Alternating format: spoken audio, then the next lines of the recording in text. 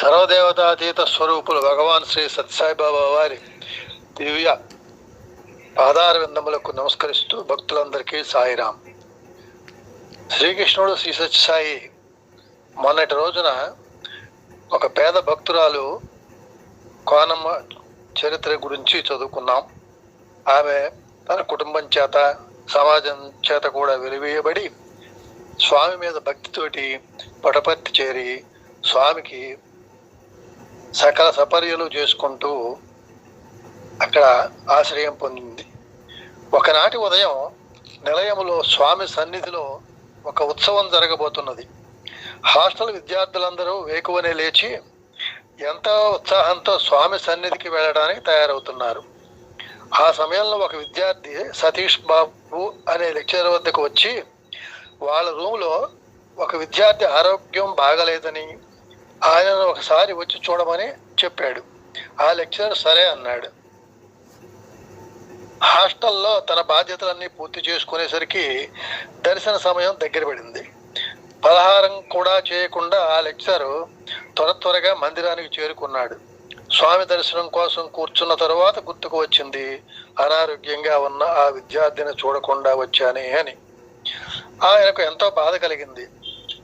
అప్పుడు హాస్టల్కి వెళ్ళి ఆ విద్యార్థిని చూడటమా లేదా స్వామి దర్శనం కోసం లైన్లో ఉండిపోవటమా నిశ్చయించుకోలేని పరిస్థితిలో ఆయన స్వామిని ప్రార్థించుకొనసాగాడు ఇలాగా: స్వామి, పొరపాటు చేశాను, మీ దర్శనం కోసం ఇక్కడే ఉండిపోతున్నాను. మీరు నా బదులు హాస్టల్కు వెళ్ళి ఏదైనా మందిచ్చి ఆ విద్యార్థి ఆరోగ్యాన్ని కాపాడండి అని హృదయపూర్వకంగా వేడుకున్నాడు. ఆ విద్యార్థి యొక్క ఆ నమ్మకం స్వామి మీద మామూలుగా అయితే అసలు అలా ప్రార్థించగలమా అని ఆలోచన వస్తుంది.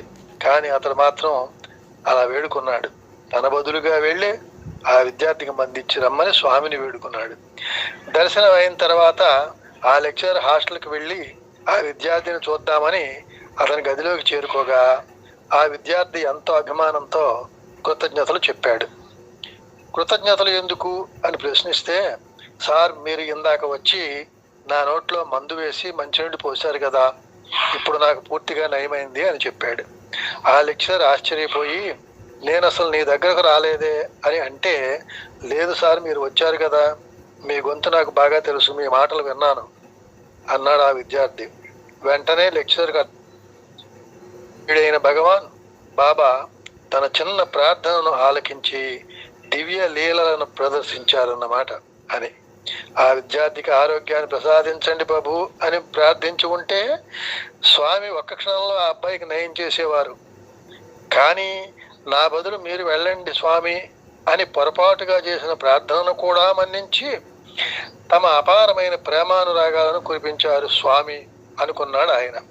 భాగవతంలో ఒక చక్కని మాట ఉన్నది: చేసిన గాని పాపములు చందవు, చేసిన గాని పాపములు చందవు, చేయదలంచినంతటన్ చేసేదనన్న మాత్రమున చెందు కదా కలివేల పుణ్యముల్. ఇది భాగవతం ఉందిట. అలాగే తీర్థయాత్రలకు వెళ్ళాలి అనే సంకల్పం ఉంటేనే కొంత పుణ్యం చేకూరుతుంది. నీ దర్శనం కావాలి అని కోరుకుంటేనే కొంత మనకి భగవద్ యొక్క అనుగ్రహం కలుగుతుంది అని భాగవతంలో చెప్పబడి ఉన్నది. కలియుగంలో వింత సంగతి, చెడ్డ పనులు చేస్తే గానీ పాపాలంటావు, మంచి పనులు చేయాలి అని మనసులో అనుకుంటే చాలు. కలియుగంలో నోటితో అంటే చాలు పుణ్యాలు కలుగుతాయి. అంటే పరమార్థం ఏమిటంటే, కలికాలంలో పాపాలు చేస్తున్నారు, పుణ్యాల గురించి కనీసం అనుకోవటం కూడా లేదన్నమాట. ఒక భక్తురాలు బస్సులో పుట్టపర్తి ప్రయాణం చేస్తున్నది. దారిలో ఒక ఊరిలో బస్సు ఆగినప్పుడు దీనావస్థలో ఉన్న ఒక బిచ్చగాడి కిటికీ దగ్గరకు వచ్చి సహాయం కోసం వేడుకోసాగాడు.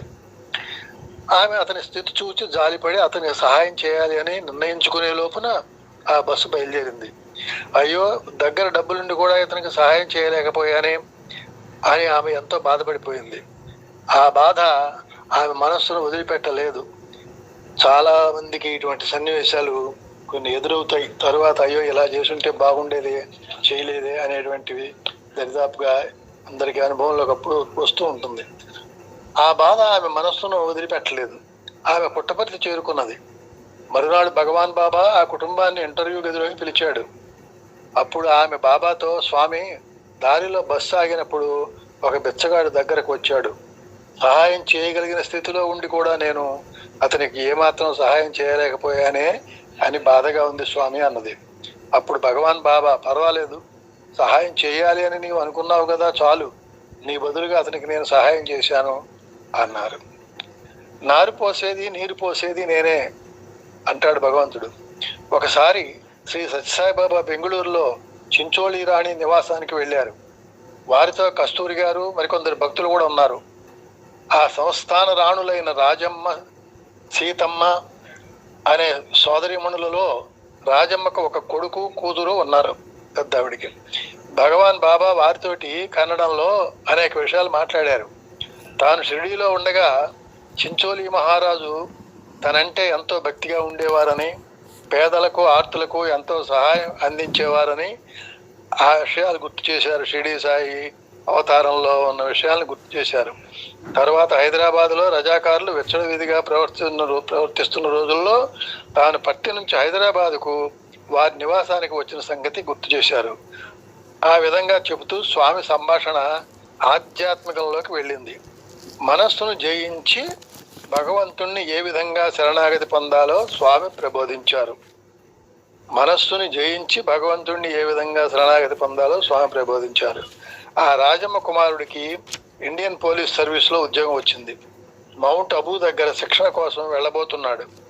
ఆ యువకుడు స్వామికి నమస్కరించి, స్వామి, నన్ను జాగ్రత్తగా నడిపిస్తూ రక్షిస్తూ ఉండండి అని ప్రార్థించాడు. అప్పుడు స్వామి, నీ ధర్మం నీవు నిర్వర్తిస్తూ ధైర్యంగా ఉండు. ఎవరు నన్ను కోరుకుంటారో వారిని నేను ఎప్పుడు చూస్తూనే ఉంటాను. అది నా కర్తవ్యం. ఆకలి కలిగించే వాడిని నేను అయినప్పుడు ఆహారం అందించకుండా ఉంటానా? నారు పోసేది నేనైతే నీరు పోయకుండా ఉంటానా అన్నారు.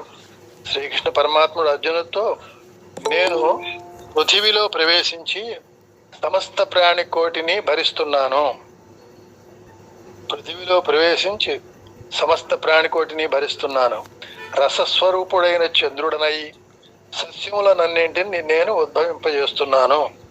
అహం వైశ్వానరో భూత్వా ప్రాణినాం దేహమాశ్రిత ప్రాణాపాన సమాయుక్త పచామ్యన్నం చతుర్విధం. జీవరాశి ఆహారాన్ని స్వీకరించిన తరువాత ఆ జీవిలో నేనే వైశ్వానర అగ్నిగా ఉండి ఆ చతుర్విధ ఆహారాలను జీర్ణింపజేస్తున్నాను అంటాడు భగవద్గీతలో కృష్ణ పరమాత్మ.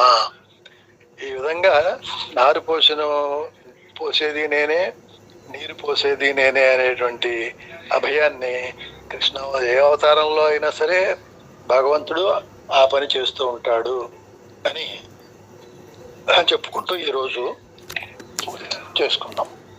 సాయిరామ్ అండి.